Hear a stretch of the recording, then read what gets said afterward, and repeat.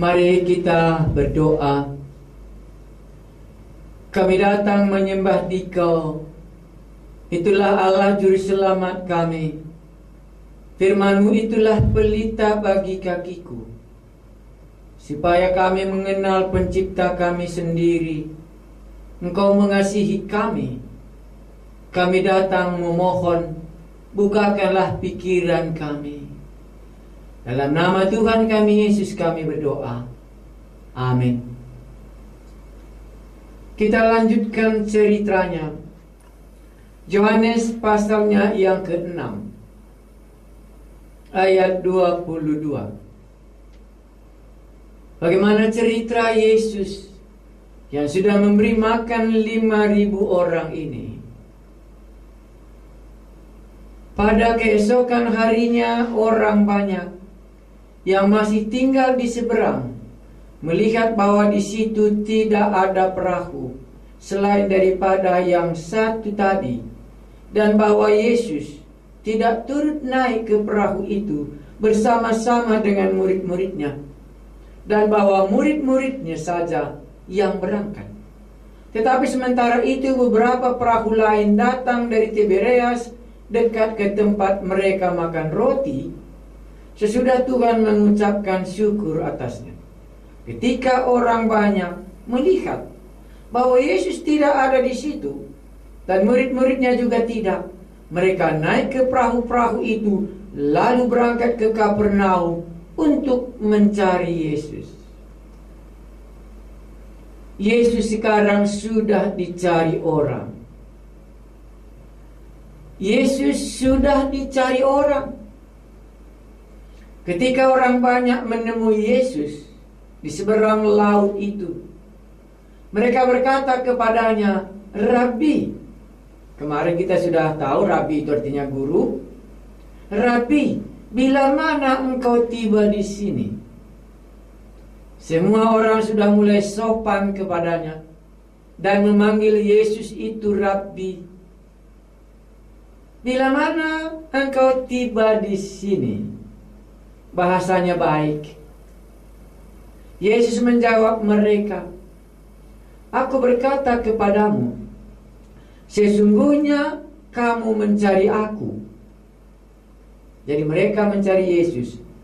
"Sesungguhnya kamu mencari aku bukan karena kamu telah melihat tanda-tanda, melainkan karena kamu telah makan roti itu dan kamu kenyang.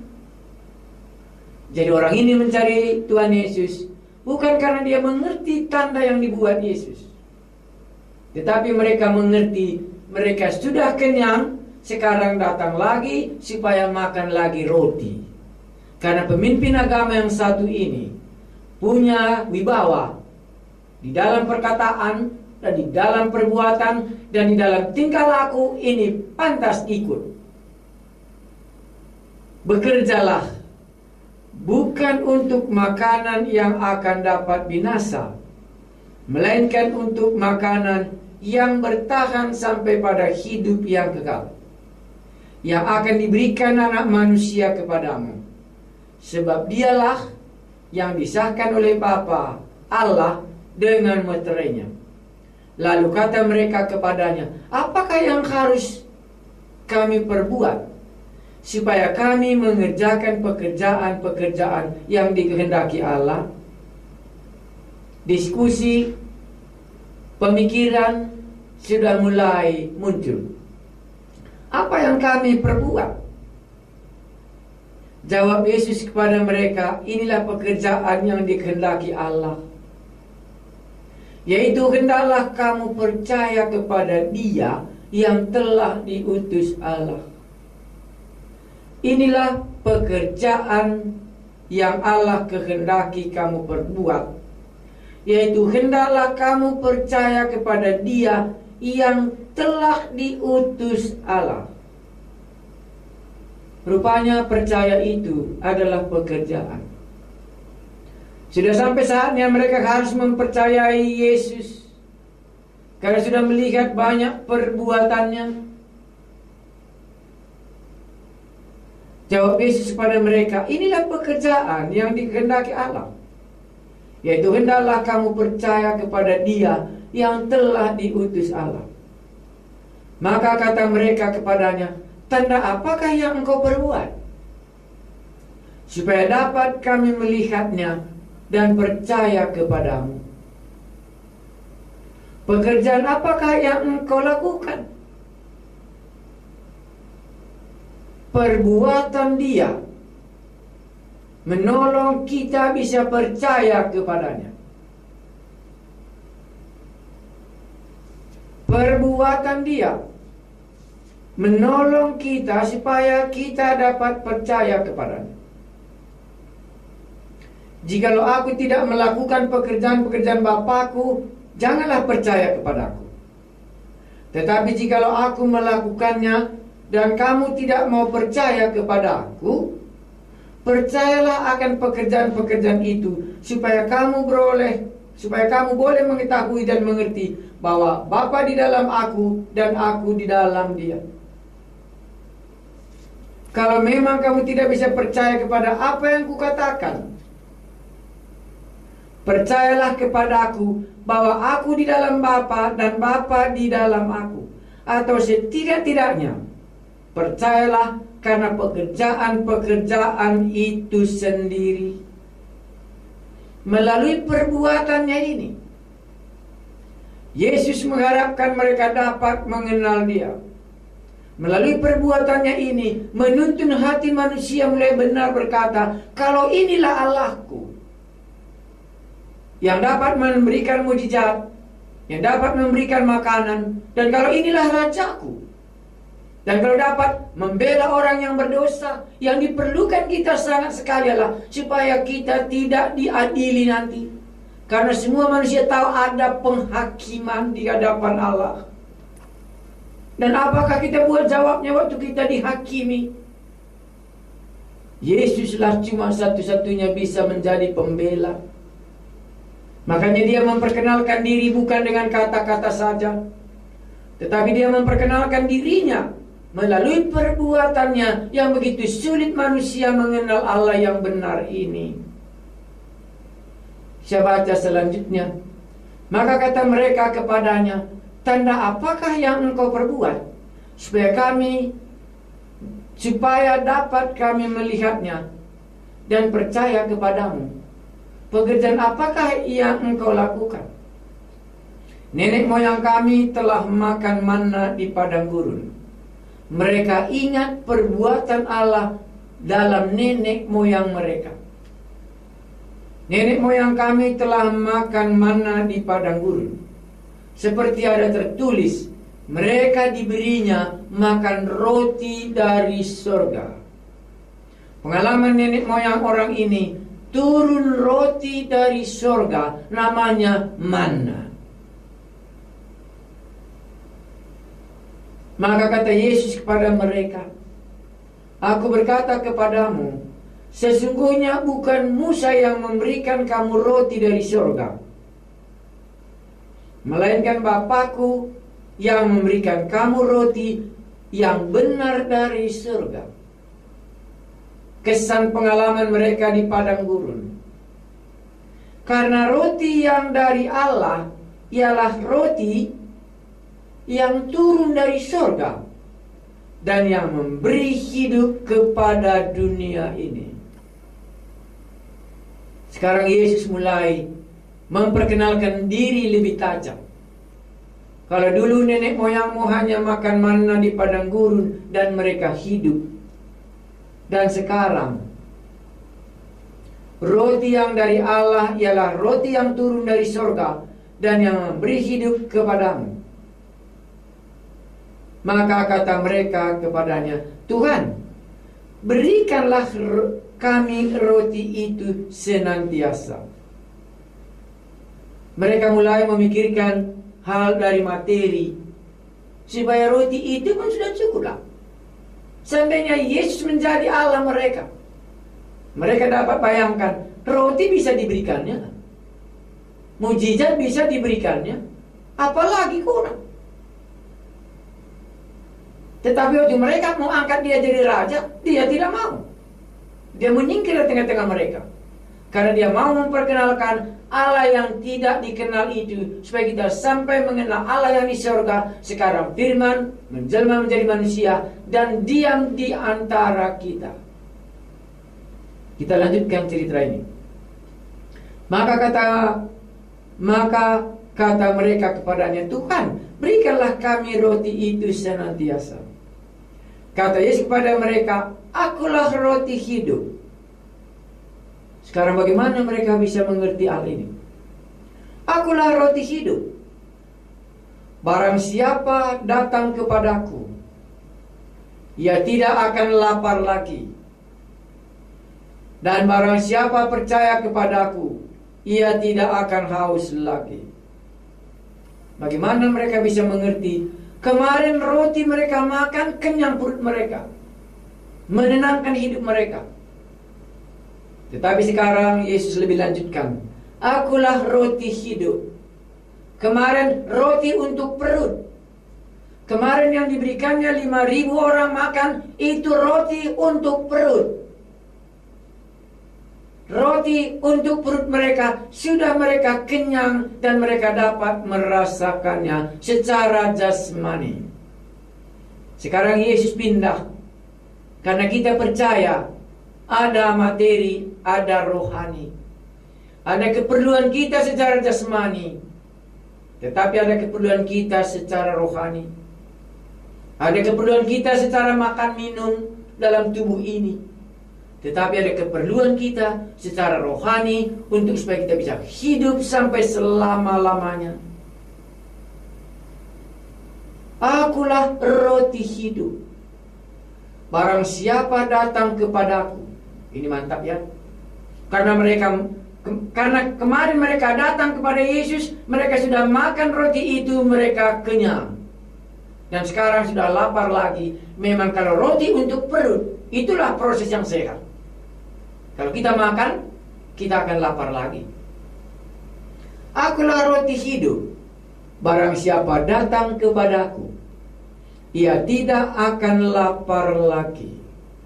Pasti jawabnya ini adalah berbicara soal kekekalan.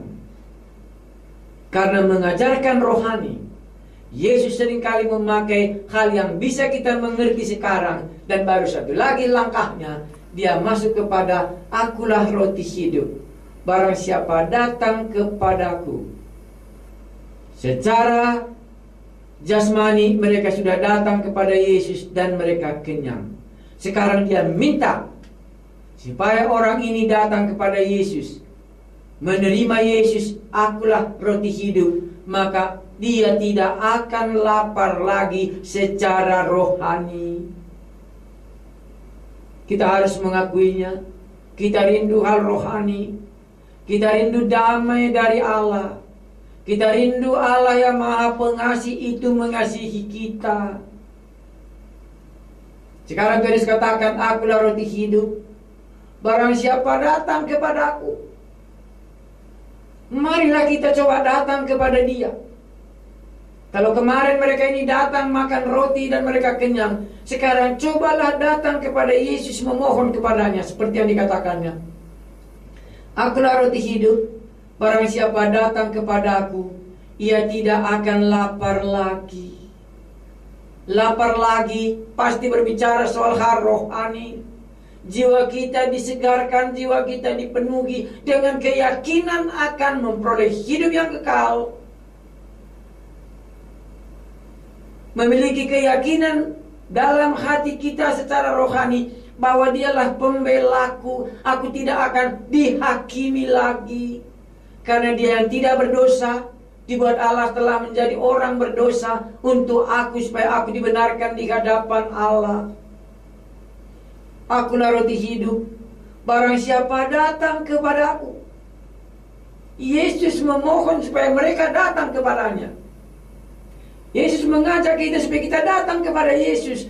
Berikanlah aku supaya jangan lagi aku lapar secara rohani dalam imanku ini. Barang siapa datang kepadaku, ia tidak akan lapar lagi. Kebutuhan kita secara jasmani sudah diberikan roti. Tetapi kebutuhan kita secara rohani, karena kita tahu ada surga dan neraka, kalau kita datang kepadanya kita tidak akan lapar lagi, karena kita telah dibenarkan di hadapan Allah oleh Yesus Juru Selamat kita itu. Perempuan yang berbuat dosa kemarin, dia tidak akan lapar lagi karena Yesus sudah menjadi pembelanya. Akulah roti hidup. Barang siapa datang kepadaku, ia tidak akan lapar lagi. Dan barang siapa percaya kepadaku, ia tidak akan haus lagi. Ini pasti bukan haus tentang air. Ini bukan haus tentang minuman. Tetapi ini akan haus jiwaku. Jiwaku rindu. Jiwaku haus akan firman Allah. Jiwaku haus akan penciptaku, Allah satu-satunya yang menciptakan aku ini. Dialah yang dapat mengenangkan kita. Dialah yang dapat memuaskan dahaga kita secara rohani. Saudaraku yang kekasih, Yesus berkata, barang siapa datang kepadaku, ia tidak akan lapar lagi. Dan barang siapa percaya kepadaku, ia tidak akan haus lagi secara rohani. Bolehkah kita merenungkannya? Atau setidak-tidaknya, bolehkah kita datang kepadanya? Waktu Yesus memberikan makan 5.000 orang ini, waktu roti dibagikan, waktu mereka lapar, Anda akan dapat berkata, tidak ada satu orang pun menolak roti itu. Karena mereka lapar. Apa salahnya kalau kita buat hal yang sama? Apa salahnya kalau roti bisa kita terima dan kenyang perut kita? Apa salahnya kalau kita datang kepada Yesus? Apa maksudnya engkau adalah roti hidup? Apa maksudnya kalau aku datang kepadamu tidak lapar lagi? Apa maksudnya kalau aku datang kepadamu tidak akan haus lagi? Dengan sederhana kita bisa datang kepadanya. Berikanlah keperluanku secara rohani. Aku datang kepadamu. Karena masing-masing waktu kita makan roti, kita belum tahu sejauh mana reaksi dalam roti dan membuat kita kenyang. Waktu kita datang kepada Tuhan Yesus, hal yang sama. Belum bisa kita jabarkan seluruhnya. Apa yang dimaksudkannya tidak akan haus lagi, dan apa dimaksudkannya tidak akan lapar lagi secara rohani. Tapi dia mengajak kita, barang siapa datang kepadaku. Apa salahnya kalau kita datang kepada Yesus dan bertanya dan memohon kepadanya, berikanlah supaya aku tidak lapar lagi, berikanlah supaya aku tidak akan haus lagi. Apa maksudnya ini? Aku datang kepadamu Yesus. Belum aku kenal terlalu banyak. Akulah roti hidup. Barang siapa datang kepadaku, ia tidak akan lapar lagi. Dan barang siapa percaya kepadaku, ia tidak akan haus lagi. Tetapi aku telah berkata kepadamu, sesungguhnya kamu telah melihat aku, namun kamu tidak percaya. Inilah kesulitan kita. Semua yang diberikan Bapa kepada aku akan datang kepada aku. Dan barang siapa datang kepada aku, ia tidak akan kubuang. Inilah sesuatu yang positif. Yesus tidak pernah membuang orang. Setiap orang yang datang kepadanya, dia akan memberikan apa yang Anda perlukan. Sebab aku telah turun dari surga. Kemarin baru kita hanya tahu pada mulanya adalah firman, dan firman itu bersama-sama dengan Allah. Firman itu pada waktunya belum bisa kita lihat, dan firman itu adalah Allah belum kita lihat, karena waktu penciptaan kita belum ada di bumi. Tetapi hari ini firman itu menjelma menjadi manusia dan diam di antara kita, dan kita telah melihat kemuliaannya. Itulah kuasanya dia nyatakan dalam memberikan 5 ketut roti 2 ekor ikan ini. Mereka kenyang dan sekarang disambung secara rohani. Sebab aku telah turun dari surga. Itulah sebabnya kita yakin betul ada surga. Karena Yesus telah turun dari surga, maka pasti ada surga. Karena Yesus yang tadinya bersama-sama dengan Allah di surga, sekarang menjelma menjadi manusia. Dan dia berkata kepada orang ini, sebab aku telah turun dari surga. Yesus adalah tinggal di surga hari ini, dan dia pernah turun dari surga ke bumi ini, menceritakan surga dan neraka itu. Sebab aku telah turun dari surga, bukan untuk melakukan kehendakku, tetapi untuk melakukan kehendak Dia yang telah mengutus aku. Dan inilah kehendak Dia yang telah mengutus aku, yaitu supaya dari semua yang telah diberikannya kepadaku, jangan ada yang hilang, tetapi supaya ku bangkitkan pada akhir zaman. Bukan main.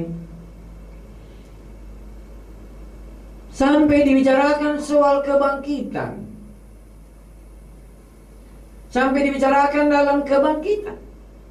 Dan inilah kehendak Dia yang telah mengutus aku, yaitu supaya dari semua yang telah diberikannya kepadaku, jangan ada yang hilang, tetapi supaya ku bangkitkan pada akhir zaman. Khotbah ini tidak berakhir sampai di sini. Khotbah ini akan berakhir waktu kita dibangkitkan Yesus. Karena Dia katakan, inilah kehendak Dia mengutus aku, supaya setiap orang yang telah percaya kepada aku, supaya setiap orang yang telah datang kepada aku akan kubangkitkan pada akhir zaman. Kalau Anda datang kepada Yesus dan menerima Dia, khotbah ini akan Anda terima pada waktu Anda dibangkitkan kembali. Dan Anda akan memperoleh hidup di surga. Karena akulah roti hidup, kata Tuhan kita Yesus. Dan Dia akan membangkitkan kita dari antara orang mati waktu kita menerima Dia hari ini. Maka nanti Dia akan membangkitkan saudara dari antara orang mati. Dan Dia akan membangkitkan saya pada zaman waktu Dia datang kedua kali untuk membawa kita ke surga, di mana Dia sedang menyediakan tempat bagi kita hari ini.